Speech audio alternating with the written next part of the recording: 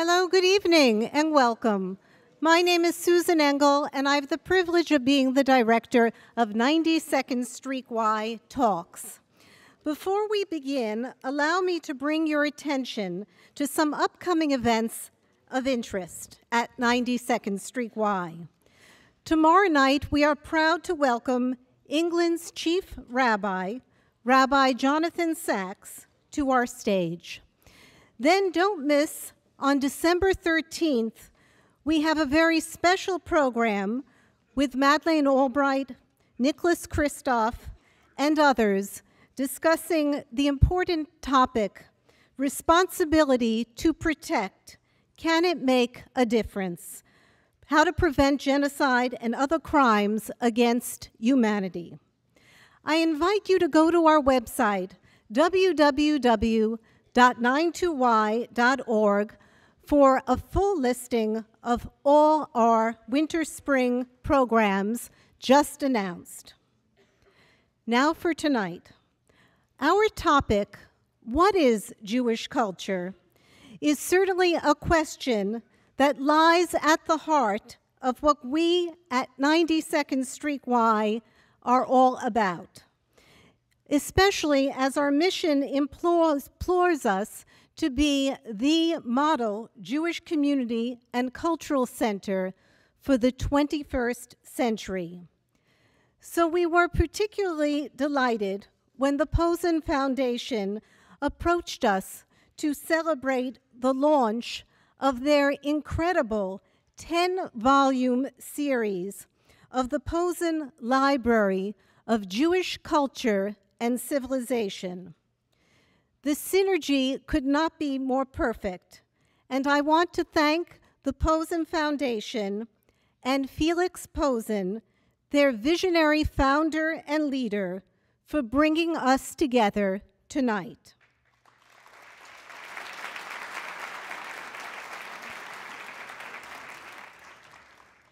Thank you. The format is a panel discussion, followed both by your questions on cards, which the ushers will collect midway through the program, as well as questions coming in from all over the United States, from our satellite locations. These are community centers and synagogues tuning in via satellite from all across the country. After we conclude, please join us in our adjacent art gallery for a book signing of Jews and Words, written by two of our panelists, Amos Oz and his daughter, Fania Oz-Salzberger, as well as more information on this 10-volume series. Now, to say a few words, please join me in welcoming Mr. Felix Posen.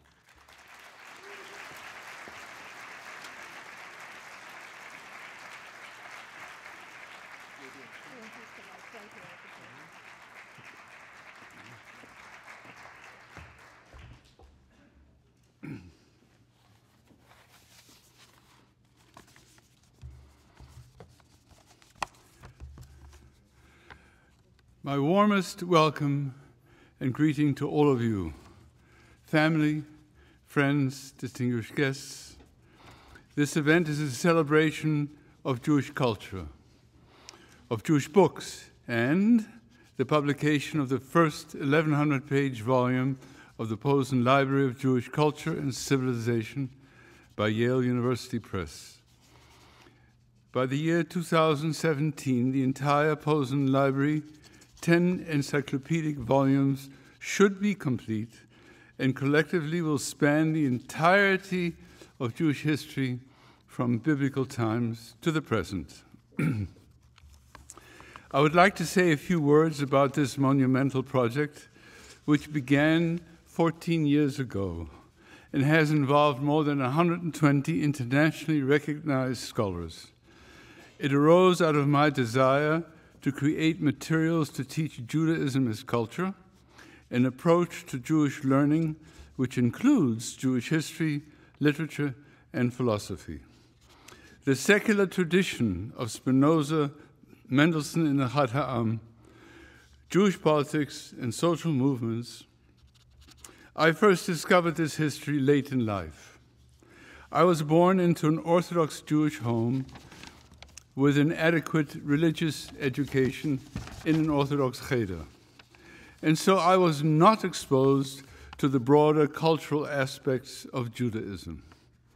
Where could one go, I wondered, to learn about all this, about a history so rich with achievement and intellect?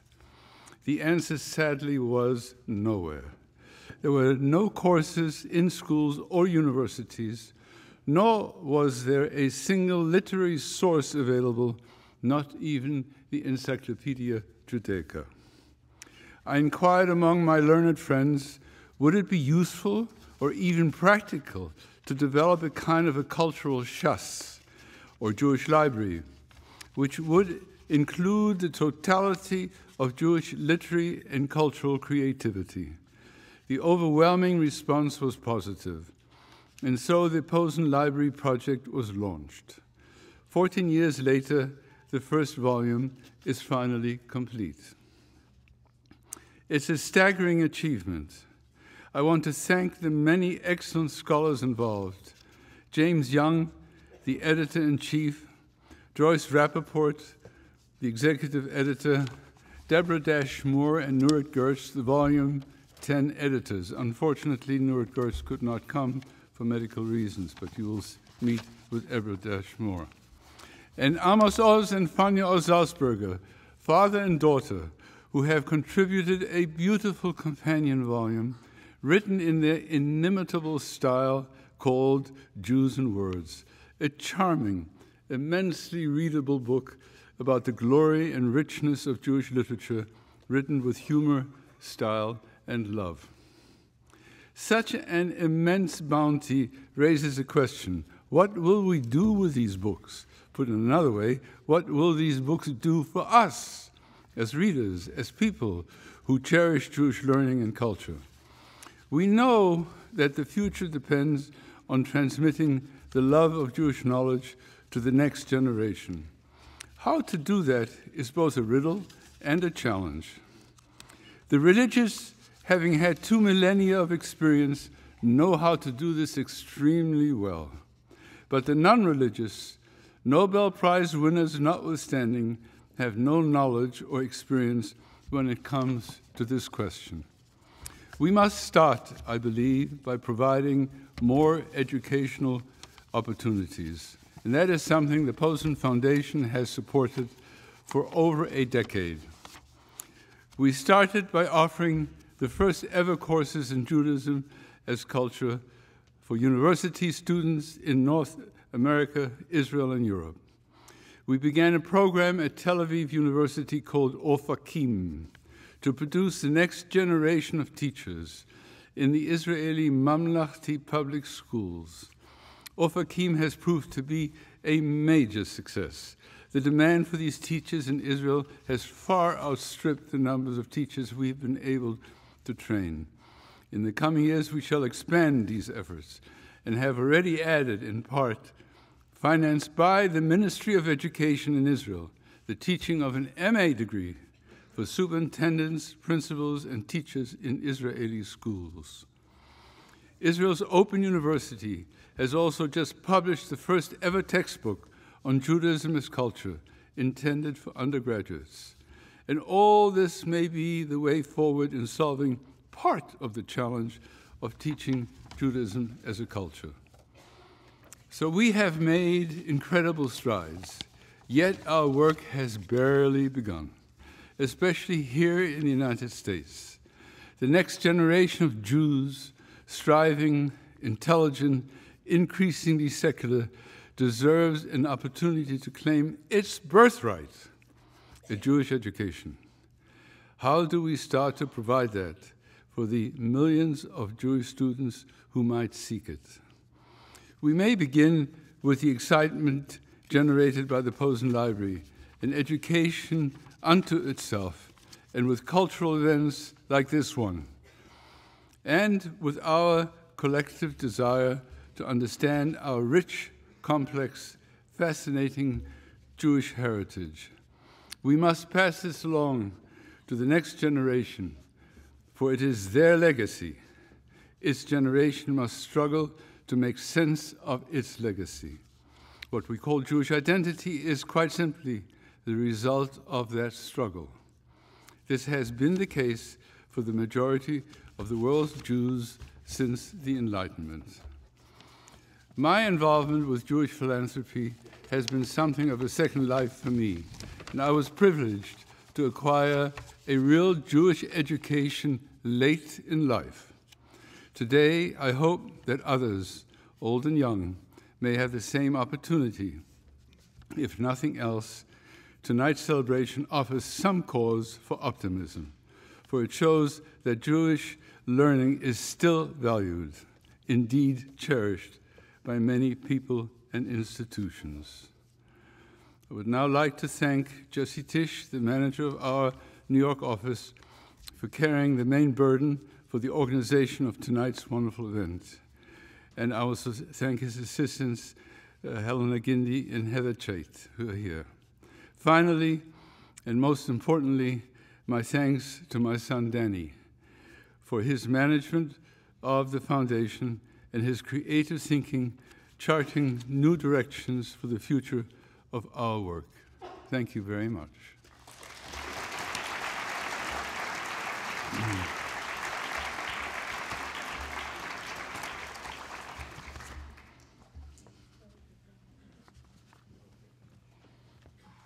Felix.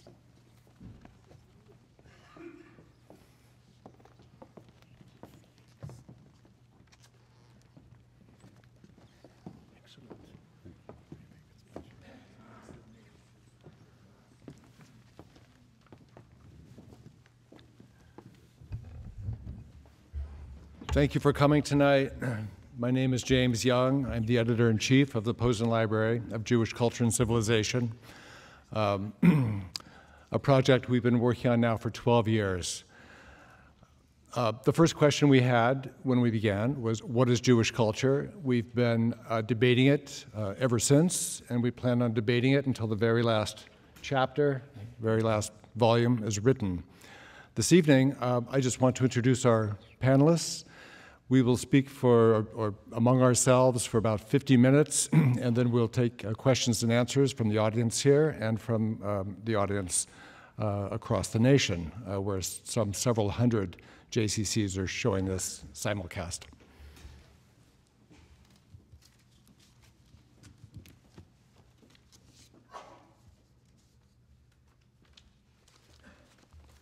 It's actually pretty easy when it comes down to it.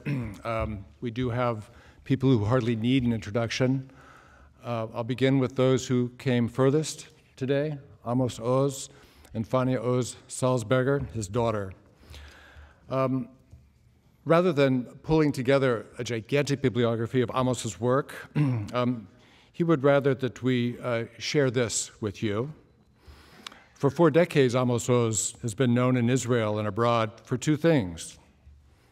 Only 2 things: his fervently liberal politics and his intimately observed fiction. He has always insisted that they are distinct, and so they seem. His novels and stories are not allegories on the Palestinian conflict, but deeply human tales of ambiguity and sadness. His political essays, meanwhile, make their point with complete transparency. One way he marks the separation between the 2 forms of writing is by using 2 kinds of pen, he says, one blue, the other black, that sit on his desk in the book-lined study of his home in this quiet desert town. I never mix them up, he says of his pens. One is to tell the government to go to hell, the other is to tell stories. Thank you for coming, Amos.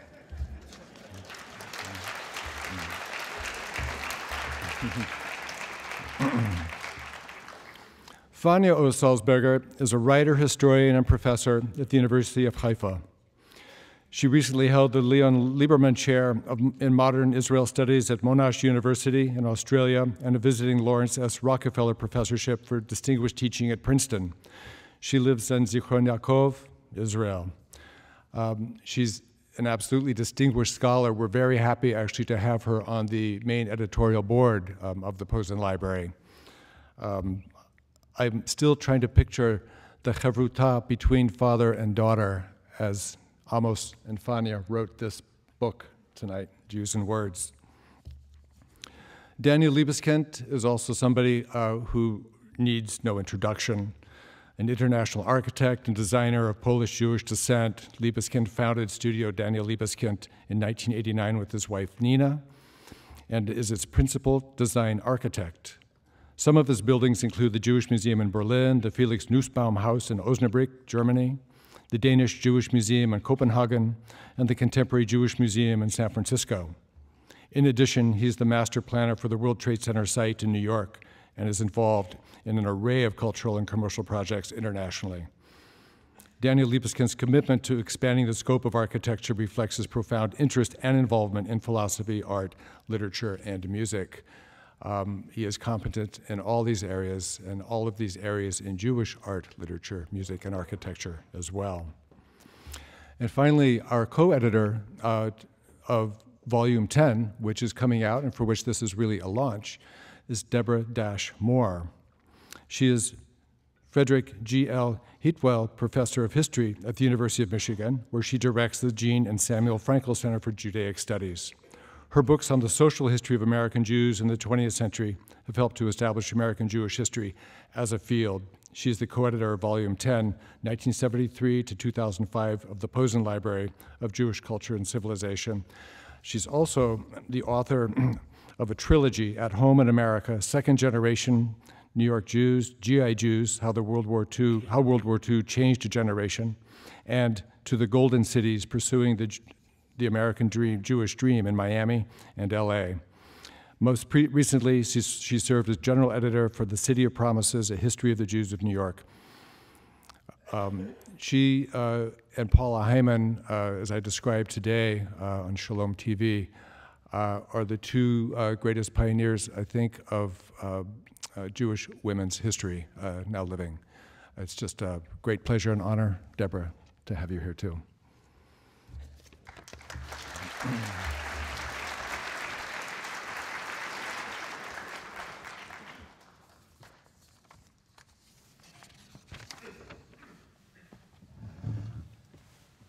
So I'm going to begin with a question. It's the only one expected tonight, actually. I'm going to begin with Amos and Fania. So what is Jewish culture, and what makes it continuous? Well, you know, it's not for nothing that the Jews never had a pope, nor could they have one. If anyone ever calls himself or herself the Pope of the Jews, people will be slapping this Pope on the back, saying, "Hi, Pope, you don't know me and I don't know you, but my grandfather and your uncle used to do business together back in Casablanca or back in Minsk, and therefore please be quiet for just 5 minutes and let me tell you once and for all what God really wants of us." Jewish civilization is about debate and argument and negotiation. In good times, not always, but in good times, Jewish culture is an open-ended game of argument and counter-argument, interpretation, reinterpretation, and counter-interpretation. It's about words, it's about books. It's also about families and food, but I will leave this part of the answer to my daughter, Fania. I'm not going to settle for families and food.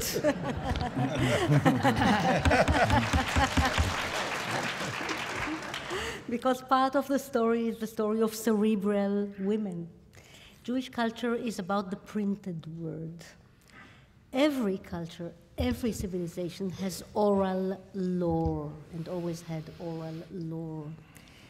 We had, since time almost immemorial, the printed word, the book. And this makes us unique in pre-modern history. When others were being oral, we were already written. And even when we were quoting adages or the sayings of the sages at the family dinner table, without being able to afford a book back in the Middle Ages, we were still quoting from a book. It was still the nation of the book for the last 2.5 millennia, at least. This makes us unique. one of your great lines in Jews and Words is that Jewish continuity was always paved with words. And you also wrote that the national and cultural genealogy of the Jews has always depended on the intergenerational transmission of verbal content. It's about faith, of course, you wrote, but it is even more effectively about texts. And of course, I think we will all agree. The Posen library has as well about 350 images, and we include in Jewish culture and civilization the productions of visual culture, music, film, theater, poetry, liturgy, religious and non-religious texts. One of Felix's great insights was that, in fact, even though he wants to make sure that we covered secular Jewish culture, this is a book of all Jewish culture, which obviously includes religious texts as well. I'm wondering, how about images, liturgy, music, food, and architecture in your notions of Jewish culture? Where do they fit for you? Amos, and then I'll come around. Perhaps you go first about this, Daniel. Daniel, you want to reflect on it? It's an interesting question. I've always been baffled, and this is, by the way, a beautiful book, which I read very rapidly just some days ago, and it's a fantastic project, the Posen Library. It's an amazing undertaking. I just want to congratulate everybody who was involved in it. But, to me, words, Jewish culture is not about words, because every word is an image.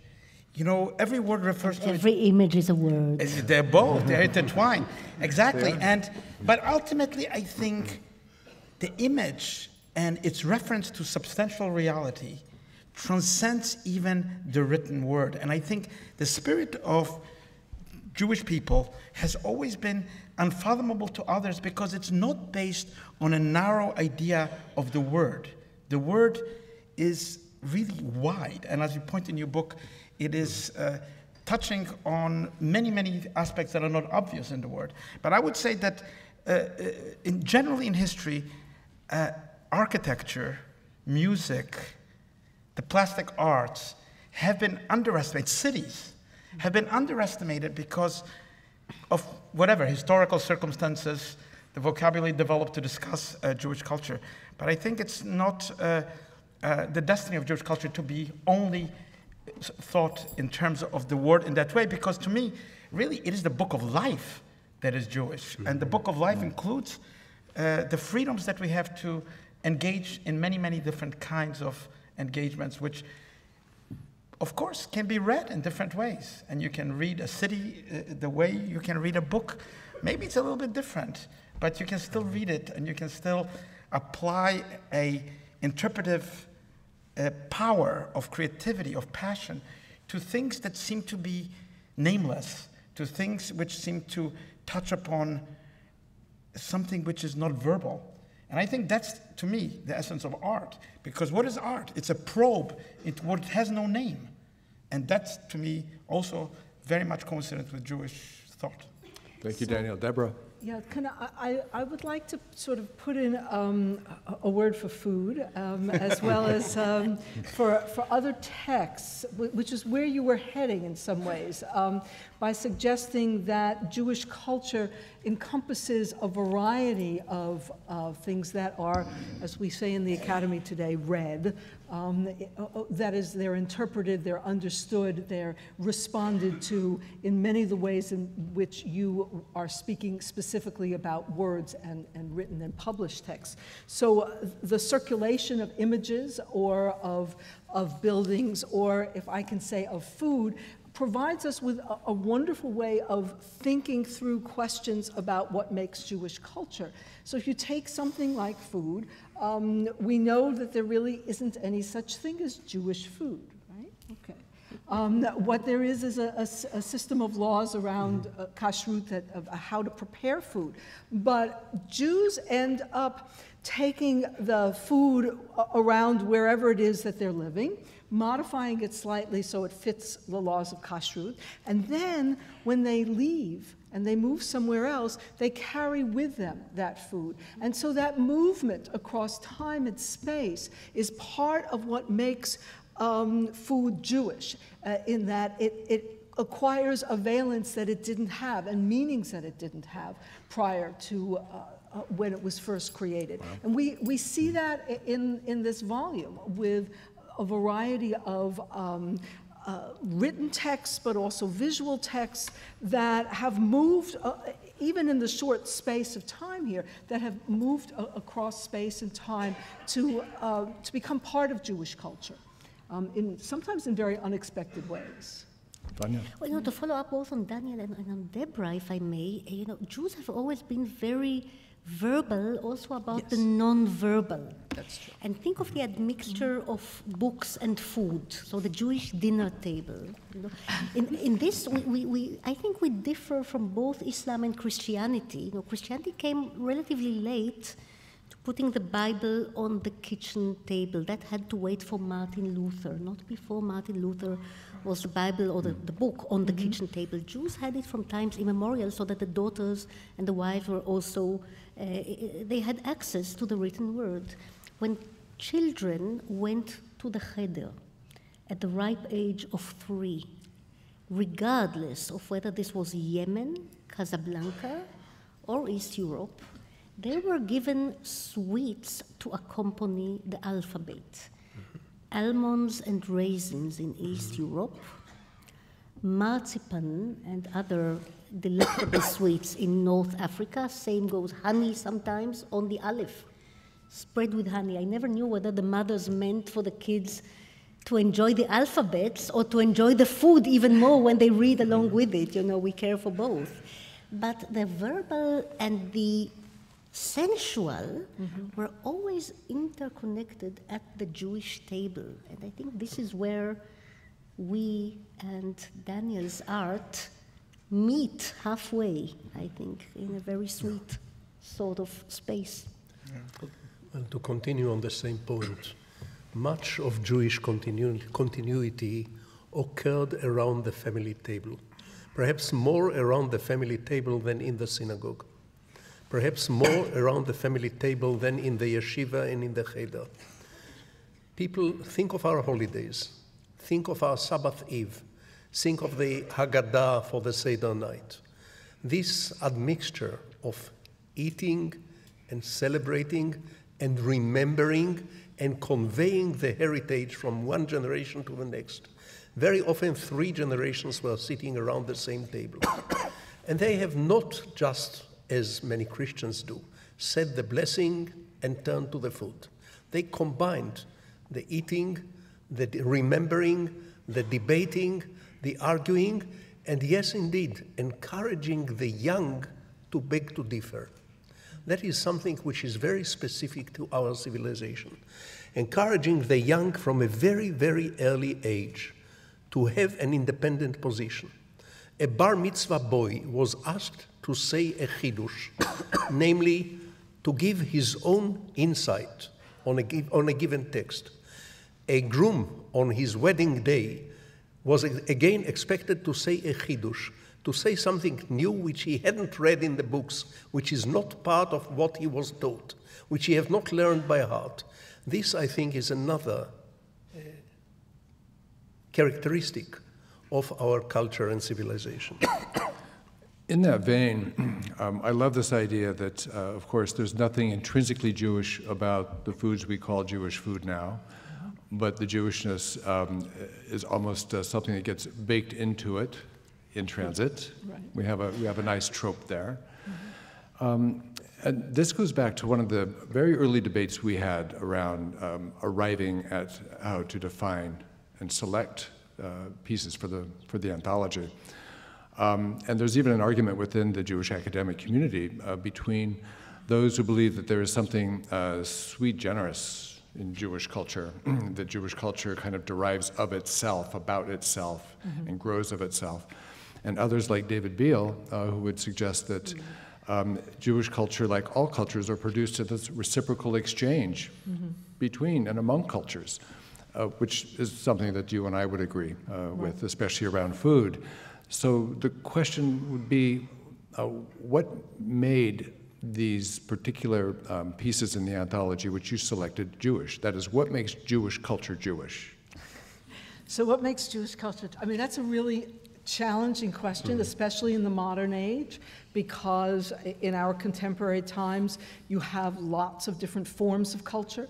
We're talking now, if you accept it, of popular culture as well as elite culture, of the culture of men as well as the culture of women, the culture that cuts across many categories that often in earlier times were far more restricted. But what makes Jewish culture Jewish has to do with the intersections of a variety of different aspects. So language is important, but so is reception, how it's used, how it's received by people. These are all part of what makes Jewish culture Jewish. And then internally, if you look at it, what kinds of references exist? Is the person who's writing or drawing or have other references that go back and refer to things in the past? So in that sense, history or memory come to figure sometimes in Jewish culture. All of these things help to make Jewish culture Jewish I think in very important ways. And the anthology has tried to negotiate a path that recognizes the challenges of seeing Jewish culture in places perhaps where people hadn't seen it before. All of those things, Deborah, plus a touch of chutzpah. Touch of chutzpah. The inclination to challenge, to ask questions, to disagree. I remember as a little boy, I asked my father once, why is it that Jews always answer a question with a question? And my father said, why not? Of course. Daniel knew this question was coming to you in Jewish architecture. I tell you, I think, to me, one of the best definitions of a Jew was given by Lenny Bruce, and I'm going to just sort of compress it. He said, if you're well off, Jewish, and you live in Iowa, you're a goy. But you're a black person in Bronx, you're a Jew. So, being Jewish is much more complex to me. Okay, what is being Jewish architect? What is Jewish architecture? That's a fantastic question because, I think the capacity of Jews linguistically to be able to adapt to languages, to be able to absorb through Hebrew and through their local languages, Yiddish, Ladino, whatever, the languages of the diaspora, and to be able to change them is one thing. But what do you do with a stone? When you build something, it's very resistant to change. When you say that Jewishness is about asking a question, I ask myself, what about Jewish architects? Mm-hmm. Why does the Temple of Solomon look to me Babylonian or Egyptian? Where is the question in architecture? Well, I think the answer is because it's very difficult to ask a stone a question. Yeah. The stone is not amenable to an answer. And yet, I think the same impetus when you ask what is Jewish architecture, it's not an architecture that has the label Jewish on it. It's the architecture which truly asks the questions. By disturbing the stability of your notion of where you are and where you're going and where you have been, to me, that's Jewish. And I think the great buildings, it's kind of the Lenny Bruce idea of a black man in the Bronx being more Jewish. Buildings that question our orientation and why we are looking out of that window. What is the horizon like? So, of course, the word is, I think the word is a gift, but lurking behind the word is something much harder, and you've written about it really fantastically. So I'm not a writer to speak about it, but I think there is a difference, and that's why Jerusalem, I think, for example, which may be or Israel itself, which might be the most eternal piece of stability, is a place. It's not an idea. It's not a word only. It's a physical place which cannot be just exchanged for another place. To me, that's kind of... Okay, but it's also Tel Aviv. So I turn to this opening... Very much so. Okay, I turn to the opening section of poetry. One of the things that's so interesting that we didn't anticipate when we put this volume together was who would be sitting next to whom on the page. And because we knew everyone was going to be translated into English, or if they hadn't written in English to begin with, that we would have people who'd written in very different languages next to each other. And if you look at the beginning with poetry, in 1973, the first poem there is by Samuel Menashe, an American Jewish poet. It's called Manna. And I'm going to read just a very short, it's a short poem, but part of it. Open your mouth to feed that flesh, your teeth have bled. Tongue us out bone by bone. Do not allow man to be fed by bread alone. And next to it, I'm going to read a short section, is Moving Lights by Meir Wieseltier. And I want to read the concluding stanza. O mighty Tel Aviv, a darkened city feasting, a strange celebration of a nation's tongue-tied murmur. O television, O buses, O taxis, O Jews. Wonderful. It's fantastic. Let me just remind you that Tel Aviv, 10 years before it began to become a city, was the name of a futuristic novel by Theodor Herzl. That's right. The State of the Jews was the name of another futuristic novel by Theodor Herzl. The Love of Zion was the name of a dream before it was the name of a political movement. It all begins with dreams. It all comes out of dreams. Your buildings, Daniel, begin with questions. They bring you to a site, you look at the site, and you start asking yourself and the site certain questions. So our civilization begins, the foundation of our civilization is the capability of asking questions. And our book, Jews and Words, is full of examples of how many questions there are in the Bible. Mm-hmm. The first chapter of Genesis is already full of questions. Yeah. Now, going back to architecture, if I may, archaeologists today, brave new archaeologists, are telling us that biblical archaeology is not such a big deal. Biblical architecture. Biblical architecture as disclosed in archaeology. Apparently the Bible did not have a Daniel Libeskind. And, that was not the strongest point of the ancient Israelites. So we are being told, quite seriously, that since Jerusalem in the age of King Solomon was not much more than a big village, then the Bible is not telling us the truth because it was such a low-key material culture after all. We do not take this up. We think that the archaeologists have missed the real palaces. The real palaces are the texts. The books are palatial. Genesis and Ecclesiastes and the books of Kings, there are truly great architecture. That's where the Bible, that's where the biblical society was hyper-sophisticated and apparently also quite urban, strangely enough. So they might have lived in a kind of a rundown big village called Jerusalem, but they inhabited a very sophisticated cityscape via the text. Our pyramids, our cathedrals, our Chinese wall are verbal. That might be true, what you said. It might be true, but it's not completely true.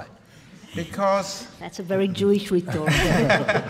Because, in fact, when you... And you're experts and readers of the biblical texts. When you read the biblical text, the amount of attention that is paid to material world... Let's say, look at in Kings. Look at the description of the temple. It's almost insufferable to be able to read the weight of not just, there is no image, obviously, there is no image of the tabernacle, of the ark, of anything, but there is a deep materialistic description of mathematical and physical reality. So you wonder, was this done in order to abrogate the transmission of the image of what that space was? And I think it's true because all the Jesuits always try to reconstruct, and it's kind of a funny thing because it's a cartoon based on very little more than just numbers. But what do you think is behind the obsession of materializing reality in the text, while, as you say, perhaps, in reality, the architecture was just negligible in terms of its achievement. Now you're making a case again that Jewish culture is really only words.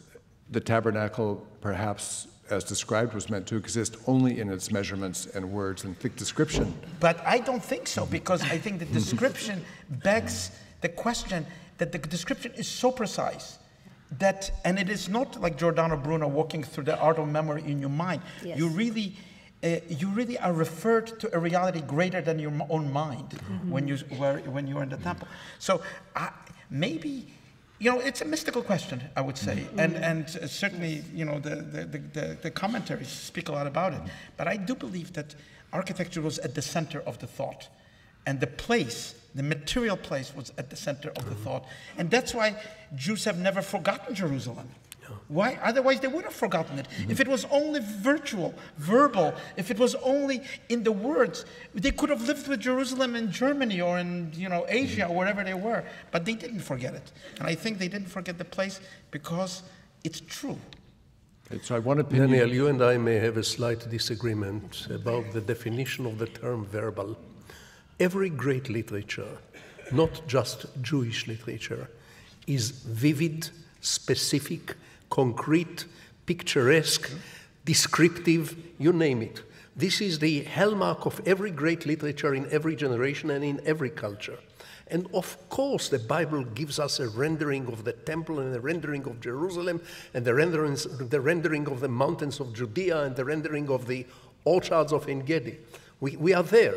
But this is done in words. We don't have any material proof that all of this really existed outside the imagination of the writers. Maybe it did, maybe it did not. And to tell you the truth, it doesn't matter to me that much. To me, what matters are the texts. They are the palaces, they are the pyramids, they are the China Wall. So we have a... I can't accept We're going to this. continue in this vein, and I'm actually this. going to try to pin everybody down even more closely on what constitutes a Jewish text, maybe even Jewish architecture. And I mean, we have Amos and Fania here, so I can't help but ask the question that Philip Roth was asked in the late 70s. He was having troubles then with the Jewish critics, and he didn't want to be identified as a Jewish writer, and back and forth they went.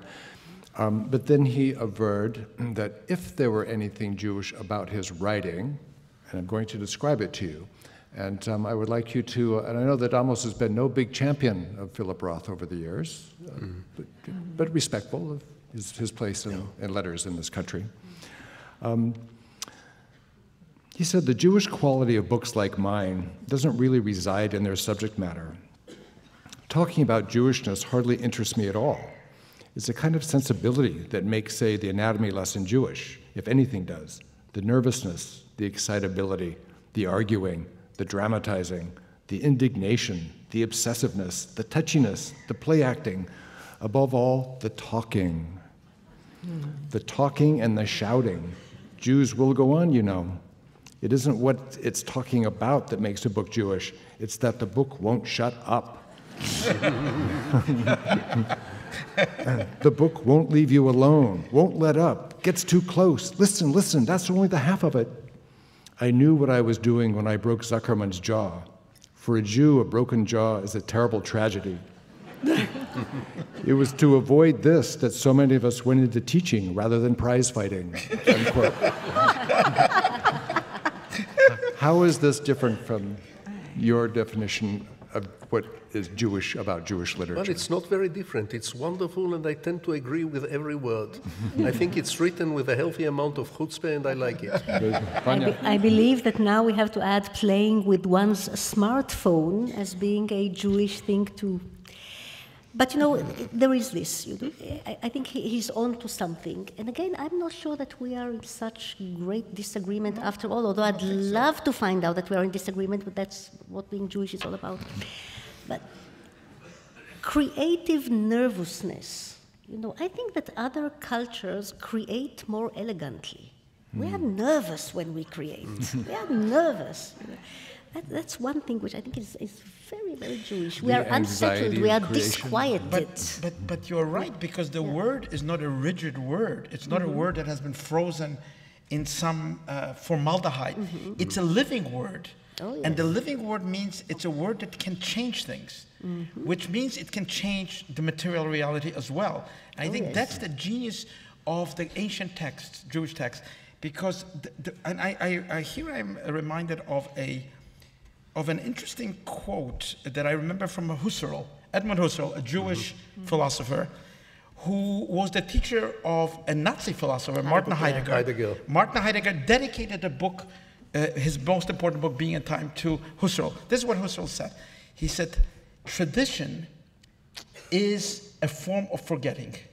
I'm paraphrasing. Yes. It's a form, the tradition itself is a form of forgetting, which I think is a brilliant thought, because where is the fire?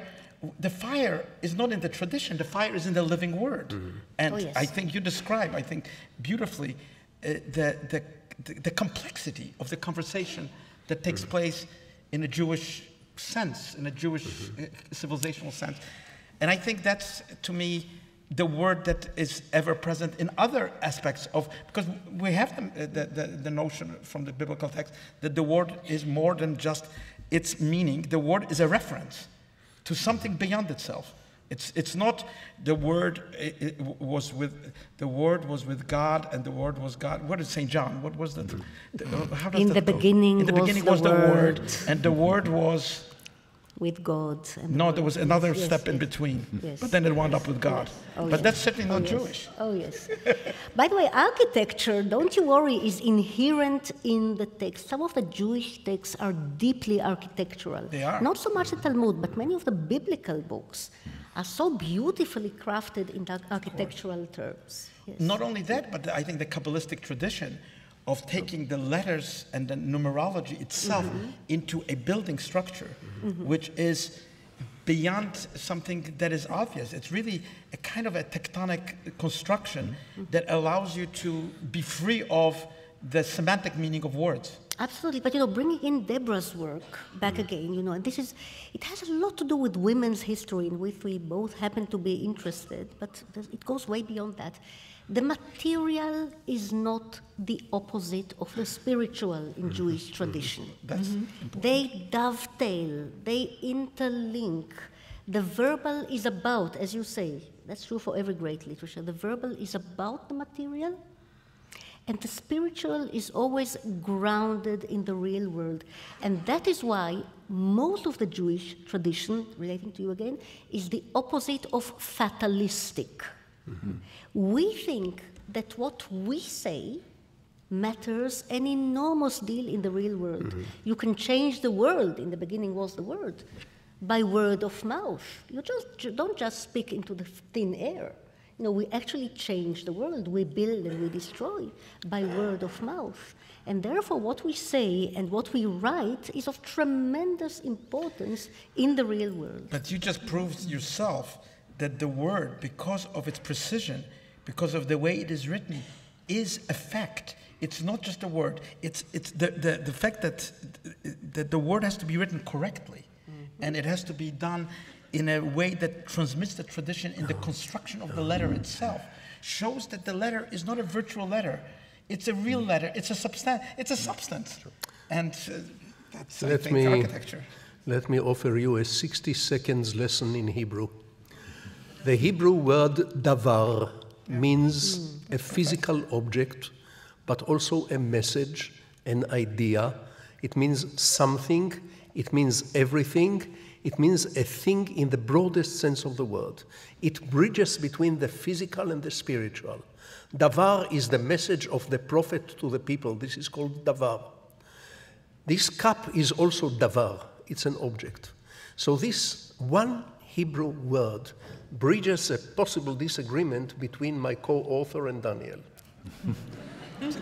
Deborah, how did you choose kol davar in your text, in your volume? How did you choose every single thing? I mean, specifically, to get in there, it had to be Jewish. So were there any kind of overarching criteria that would make a literary piece Jewish, a piece of music Jewish, a piece of art or architecture, political thought? It's all in there. Were there any overarching criteria? Beyond the time frame, I suppose, which was crucial because there were things that were written that often by very fine writers where we felt their best writing was not in our time period. So the time period was an overarching criteria. I think that what we were interested in, much more than we've been talking here this evening, were the ways in which Jewish culture interpenetrated with a larger culture around the world. We saw Jewish culture as transnational. We saw ideas moving across continents and across languages. We recognized the power of translation so that people writing in Hebrew would read things in English because they would be translated, or sometimes because they read both languages, and vice versa. I was just thinking about one of the things that didn't make it in for various reasons, but an account in a cookbook, one of the early cookbooks that describes Italian Jewish cooking, which includes a memoir. And memoirs is something that did arrive into this book because first-person accounts have become very important in the last 40 years, and so we wanted to recognize that as a particular now Jewish genre. It's highly individualized, etc. But in this particular memoir of growing up in a small town in Italy, she talks about how parents would scold their kids if they did mila on a piece of chicken, or had a little bite of pizza. And it was only many years later that she recognized that the word came from the Hebrew and as circumcision. It was just part of Italian culture, not Jewish culture. And so we were really interested at those sort of porous boundaries of where new ideas enter into Jewish culture and where Jewish ideas seep out into the larger culture. So it's hard to say about overarching. We were obviously wanted people who had well-known reputations, but we were also looking for people who were not so well-known, but whom we felt were important to include because of the kind of diversity that they allowed us to see. Mm-hmm. Daniel? I have a question to Amos and Fania, because you're writers. Yeah. So do you think the Jews have been exiled into the world? I think for thousands of years the Jews carried with them the children and the books, from one country to another, from one exile to another, from one temporary home to another. In the meantime, as Deborah just mentioned, we have been married, happily or unhappily, to other cultures, inspired by other cultures, inspiring other cultures. There has been a constant intercourse between the Jewish civilization and dozen other civilizations also. But we carried ourselves in our books and in our children. We had no buildings that we could carry with us. You can't carry a building with you. Much as you would have loved to, you can't. You had to flee, and you had to flee, and when you flee, you carry with you the child and the books. Can I just take it from there? You know, we have an interplay here in this part, very interesting, between the Jewish uniqueness and Jewish communicativity with other cultures. And this interplay is the case, it always has been. But I'm going to err a little bit once more on the side, not of Jewish uniqueness, but there is definitely a Jewish emphasis. You mentioned children. My children are sitting in the audience, and they're also my co-author's grandchildren. And I'm so happy that they are here. And there is something very Jewish, not unique, other cultures have it too, but very Jewish about our dire need to have children, both biological and metaphorical, that is, our pupils. By the way, in the Talmud, very often your biological son is also your pupil. You know, and not only in the Talmud, in Jewish culture in general, children were very often, almost, by way of continuity, also the pupils of their parents. If you think of ancient Greece or pre-modern Christianity, scholars or philosophers or tragic heroes had very little use for biological children. Christianity, of course, whilst you are part of the church, you do not have biological children. Ancient Greece, the tragic heroes are either childless or become childless tragically. Or kill their own children. Oedipus, Medea, you name it. Now, Sacrifice them. on this, we are total opposite. You know, there are many comparable issues between Bible and Greek literature, but on this, we are whole opposite.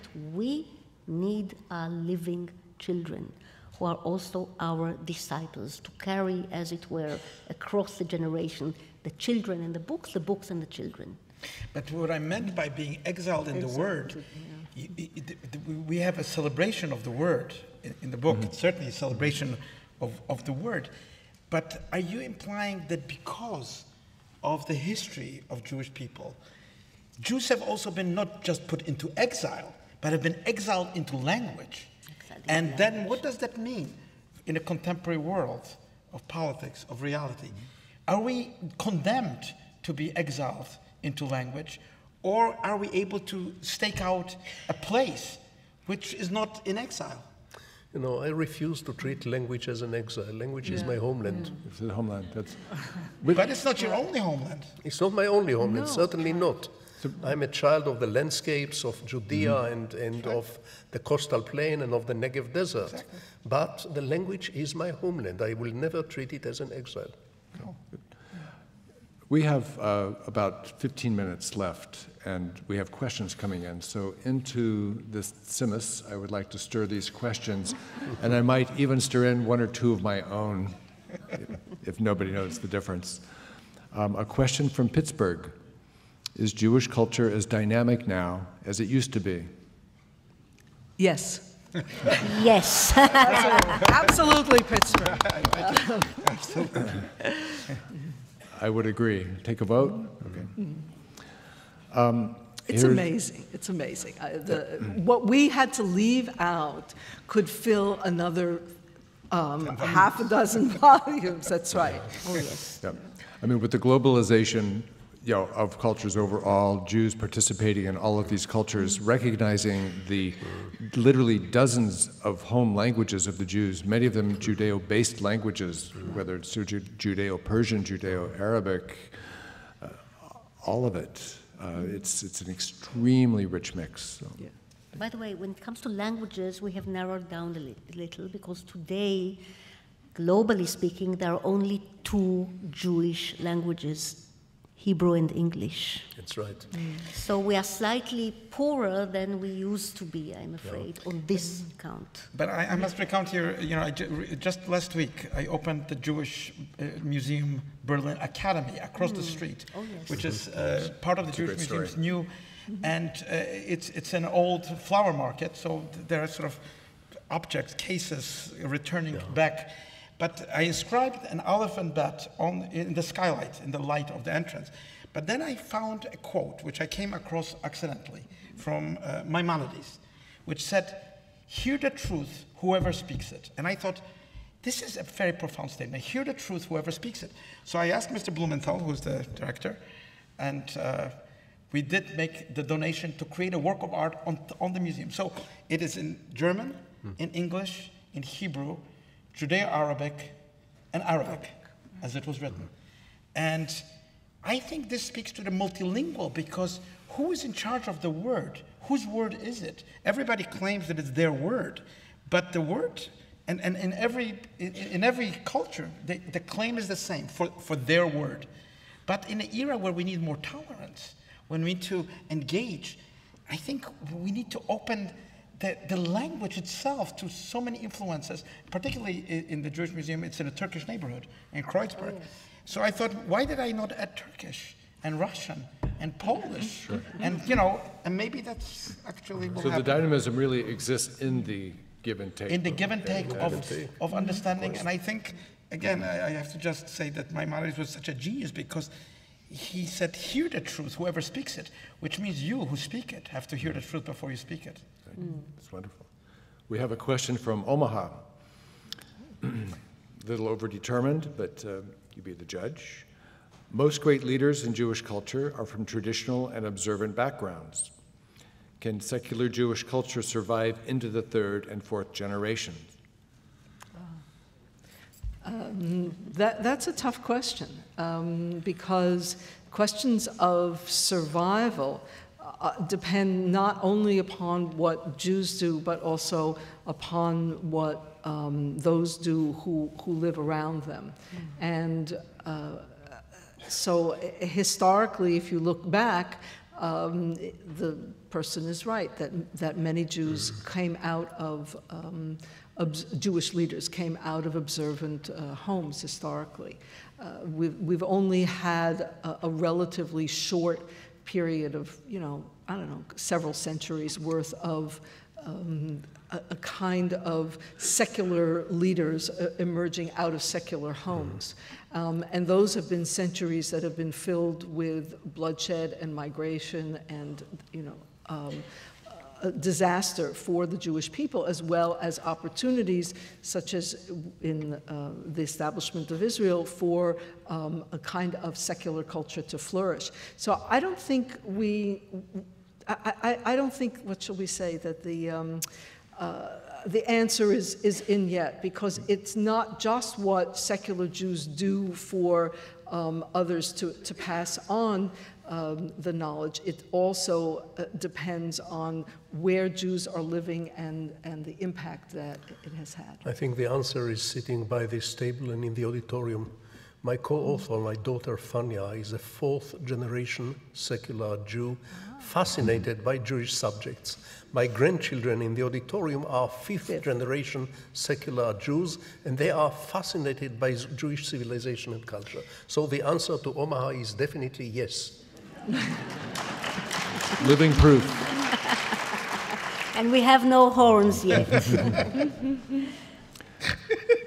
We have a question from the audience. After a history of being marginalized, most Jews live today in Israel or the US and are thriving in the dominant Western culture. Have Jews embraced modernity, or has modernity embraced them? What do you worry, or what do we worry, about losing? Losing what? In the embrace of modernity, what do we worry about losing? I suppose in our embracing culture, modernity, losing something which is pre-modern. Losing something. it may not be zero-sum. Right. In the embrace, in fact, yet more other kinds of Jewish identity are generated. But how could that be a question? Jews brought modernity. Oh, yes. The idea of modernity is in some ways a response. There are Jewish visions of modernity, absolutely. Don't you think so? Yeah, Sure. yeah. So the question is Western. kind of redundant, tautological. Yeah, it might be tautological. Well, let me just say, my own day job, I'm an early modern historian. That's what I do for a living. And we can certainly say that both Sephardi and Ashkenazi Jews in Europe were co-authors of European modernity. From Spinoza onwards, perhaps from Maimonides onwards, both Sfardis and Ashkenazis helped bring about modernity in Europe. So, we are authors here. We are not recipients. Modernity is not something that happened to the Jews. It's something that the Jews helped bring about. Yeah. But this is also why that previous question about secular versus religious is such a oversimplification. It's a kind of cartoon. Overdetermined. Because the argument between secularism and religion exists in the old texts anyway, throughout, in different forms. So it's just, it's just a kind of a very reductive question. No, I know many secular people who are much more of believers than the religious that I know. But in truth, one of the things that has characterized the modern world has been battles where people have staked out positions. And I think that's, to be fair to Omaha, I think that is partly what Omaha is reflecting. There have been arguments, because as much as Jews have been shapers of modernity, they've also been shapers of ways of resisting modernity, or of modernizing in opposition to it.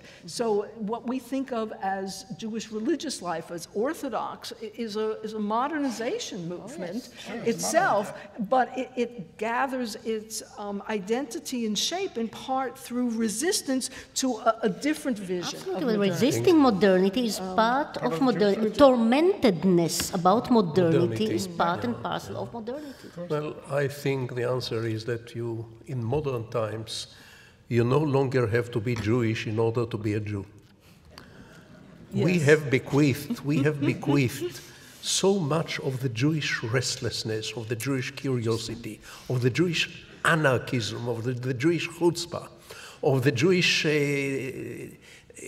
capacity for debate and argument. We have bequeathed that to modern, at least Western modern civilization, to such a degree that we no longer need to draw a line between the modern world and the Jew and assume that modernity is the enemy of the Jews or that secularity is the enemy of the Jews.